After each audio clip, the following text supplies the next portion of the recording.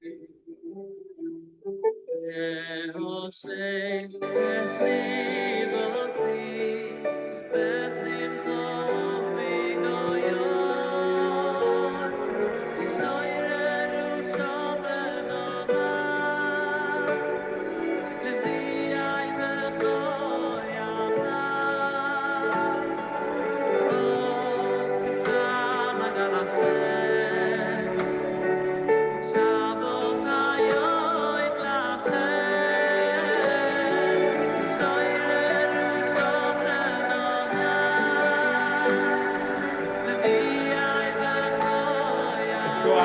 fire it up. Let's fire it up.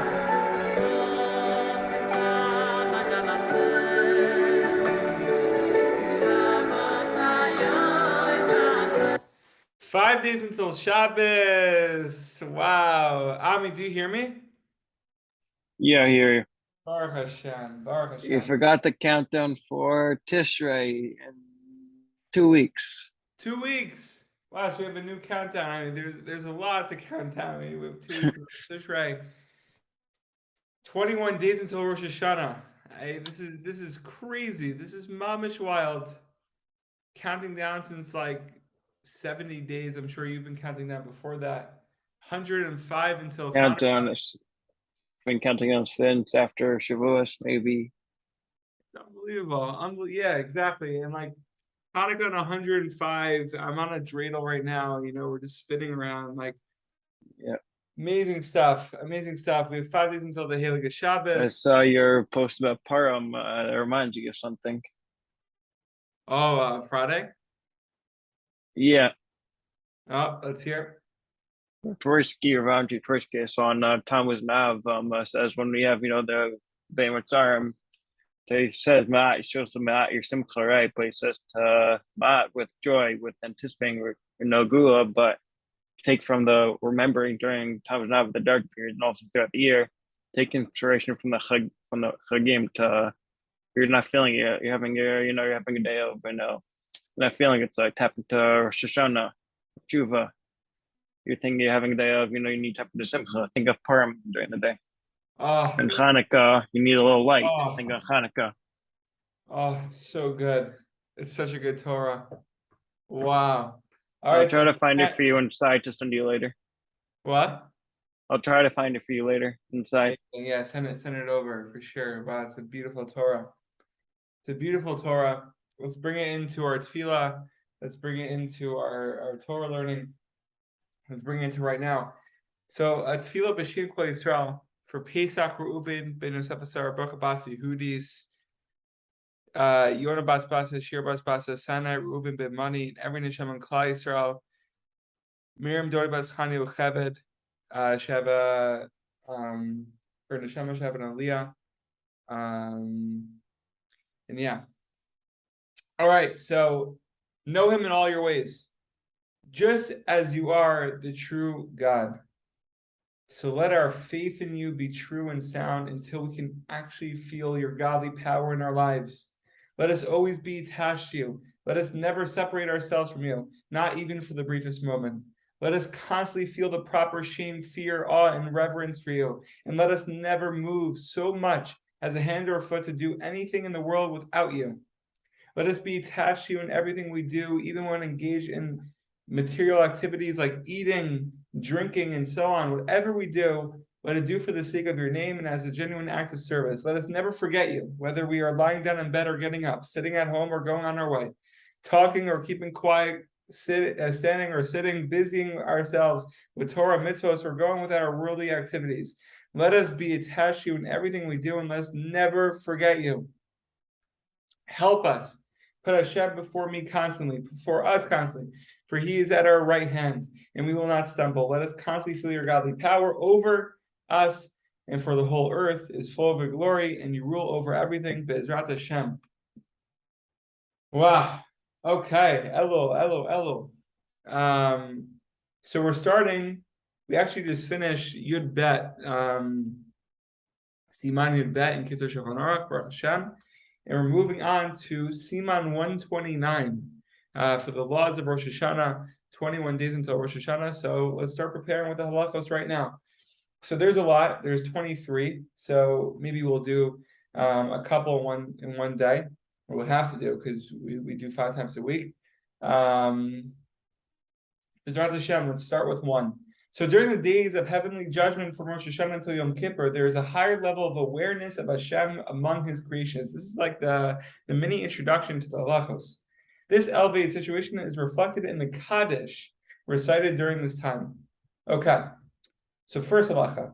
In every Kaddish that is recited from Rosh Hashanah until after Yom Kippur, the word le'ela, which is beyond, is repeated. That is le'ela, le'ela, exceedingly beyond, literally beyond and beyond, without a vav, right? U le'ela, which would read le'ela, u le'ela. So since in the section of Kaddish, there must be 28 words. Okay? And during the entire year, we say le'ela min kol birchata. Le'ela min kol birchata. Beyond any blessing. And now what do we say? In order to arrive at the same total, we contract the two words min kol to an equivalent single word and say le'ela min kol birchata. Right? It's not min kol, it's mikol. Le'ela min kol birchata. All right. So think about first halacha, Rosh Hashanah. Good to know. And let's go weiter. So, moving on, Sicha 83 in Sichot Haran Rabbi Nachman, on page 249, where you have it in front of you. And we're going to split the Sicha up in a couple, but let's start off. Know your true strength. This is what we're trying to get to always. I feel like the biggest thing since I got to America is like, the trippiest thing, I said this before, is flying. And like in a couple of hours, you could be on another part of the earth. It's like crazy. And like the time flies. We're running 1,000,000 miles an hour. You're seeing 1,000,000 people who haven't seen in months, but it seems like you see them yesterday. And it's mamish insane. It's insane. I might even see you yet. But I was driving through YU to meet Donnie. I literally saw the whole world. It's mamish crazy. And it's really hard. Rabbi Nachman talks about this. It's really hard to just stop and even ask yourself the question, what is my purpose? What am I doing with this? We're running 1,000,000 miles an hour, but when are we stopping? Are we allowing ourselves to stop? Are we allowing ourselves to stop and ponder over the fact that we're doing amazing things, and we can bring those amazing things to the next level, like Ami showed us with the background, right? That's Elul. We're taking the good and elevating it to great. So it's what we're going to try to go through right now. Regarding anxiety and fears, most things and people that people fear cannot harm them at all, says Rabbeinu. Cannot harm them at all. The only thing a person can think clearly is when he is dead. Whoa, this is a huge statement. And I feel like the rest of the Sikha and also the next couple will be talking about that. When he is lying on the ground with his feet to the door, he will have the calmness and clarity to see himself and will finally see the truth. Right? It's the only time in our lives where mamash at a stop sign. We're at 0 miles per hour. And for then he will realize that all of his anxiety and fear of those who stood in his way were mere foolishness. All his anxieties were for nothing. For what can a mere mortal do to him? Chevra, we have to start tapping into this place inside ourselves. That's beyond. That's mamish beyond. And to know that we are capable of doing anything if we're in the world of Hashem. If we have Hashem, we can do everything. And we have Hashem, therefore we can do everything. Everything that stands in our way, all the bibulim, they can't harm us at all. Right? It's like if someone has a fear for public speaking. I have a fear for public speaking, and I took a public speaking class. Right? And before the class, or before the semester, I was like, how am I going to do this? How am I going to get up in front of the class and speak for more than 30 seconds? right? Hearing my voice for over 30 seconds is just not good, not good. And this is what Rabbeinu is telling us. And like at some point when we really, really calm our minds and we're really at 0 miles an hour, we'll realize that we're able to do it all along. That we were able to jump into the Gemara all along. We're able to open up a book and read Aleph. We're able to learn Bet. We're able to connect to Am Yisrael. We're able to love the people that seems like we hate or dislike or are annoyed by. All these different things. It's mamish insane. And the same is true of his desires and temptations, says Rabbeinu. Lying there dead, he will realize that he wasted his days in vain. This is very scary, Chavra. He will know that his most overwhelming desires were mere foolishness and confusion. Who really forced him? But only when he's dead can he fully understand these things. So I have a reminder. It was a shir that I listened to from Rav Yair a couple of years ago, and he spoke about this idea a little. Let me just get the reminder. And the reminder goes like this: look at the end, then work backwards. It's a reminder that goes off on the phone every single day. Look at the end and then work backwards. If we're able to look at the end of our days, right? End of our days, right? We're picturing it right now. We're reading it from Rabbeinu.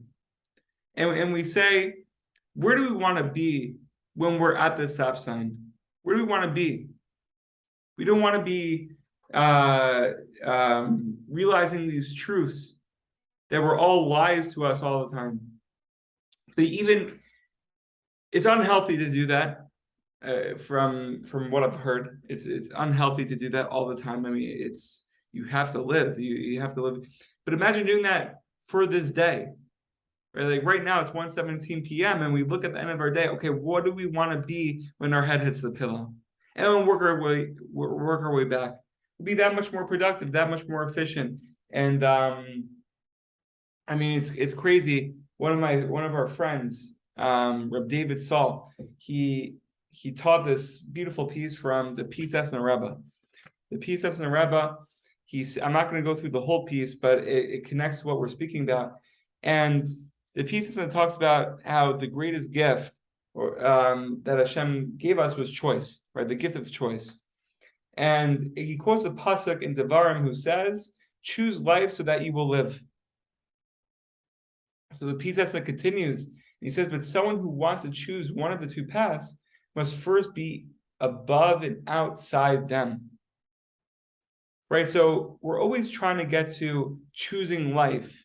Because if we're choosing life, if we're choosing perfection, if we're choosing infinitude, then we're living. But if we're choosing deficiency, if we're choosing fear to take over us, and we're choosing those confusing thoughts to guide us, it's a scary road. It's a scary. I mean, we spoke about it before, cleaning up the spiritual crumbs, the whole thing, allowing the king to come into the apartment. But then the piece that brings in this mashal. And this connected to a Sichot that we learned a couple of Sichot earlier. There's so much to get into. I mean, I'm just going to send you a picture of the page afterwards, but let's just read. Are you reading from Eish Kodesh? What? Are you reading from Eish Kodesh? From Eish Kodesh? What do you? Because that's Rabbi. Where are you? From Chovat Hamidim. The importance of elevating one's soul and character. I think it's chapter 8. So the piece says like this, okay? Can a drunkard make the correct choice and decide to stop drinking while he is drunk? Who could be capable of making a sound decision when his mind is chaotic and his emotions are stupefied by the influence of alcohol? Similarly, how can a person overcome himself and choose the path of Kedusha when his soul is inhabited by baser instincts that pull him down and his mind is plagued by the Yetzer Hara, who tells him that good is bad, or that bad is good and good is bad? So we have to differentiate bad from good and good from bad, right? But if our mind is telling us that fear is the truth, that fear is the truth, and every single decision we're making is based off of fear. This is it. And the Pete says, and it continues, and he says, it is at that moment of spiritual elevation and purity that he sees and feels himself as a Jew who's close to Hashem. Once we get that taste, that spark of being beyond ourselves, or seemingly being beyond ourselves, it's the best feeling in the world. So we just have to leave off with this question: what are we choosing? Are we choosing perfection? Or are we choosing deficiency? And we should all clean out the spiritual crumbs within ourselves, and so we can make better decisions, cleaner decisions, healthier decisions. B'ezrat Hashem, and really just filter out the good with the bad with the good. I don't know if that made sense. It probably didn't make sense. Questions, comments, please feel free.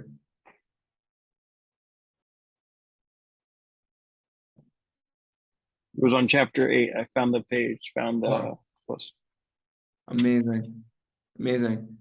Anything to add before we conclude? No. Your the holiday tour was mamish gewalt. It's gewaltig. Oh, it was like from the holiday tour from Rav Tversky on the Sefer Living Each Day. That's exactly what we're trying to do. I mean, living each day. That's the pasuk. Do you have that Sefer or book? I have to get that book. It's amazing though, because that's exactly, you summarize everything. I was living each day. How can we live each day? That's the question we need to ask ourselves. There is something from I have to find from a Sefer called the Turkey Print, on the story in the Turkey Prince. Oh, you have a book, The Turkey Prince? On the Turkey Prince, yeah. There's a commentary on the Turkey Prince. Oh my gosh, yeah. You have to send me a picture of that, and also you have to send Max Berger a picture of that. Okay, the PDF of the book also. Oh my gosh. Okay, if you could send that over. I'm sure you've heard of him. It's from the same, similar to this, Rav Greenbaum. I'm sure you've heard of him. I'm not sure. He does a lot of the Brussels books we both have. Everyone in the Chavra and who's listening right now. Amazing. I'll see you later, okay? Yeah, I'll see you. Yeah. Well, brother, you're the best.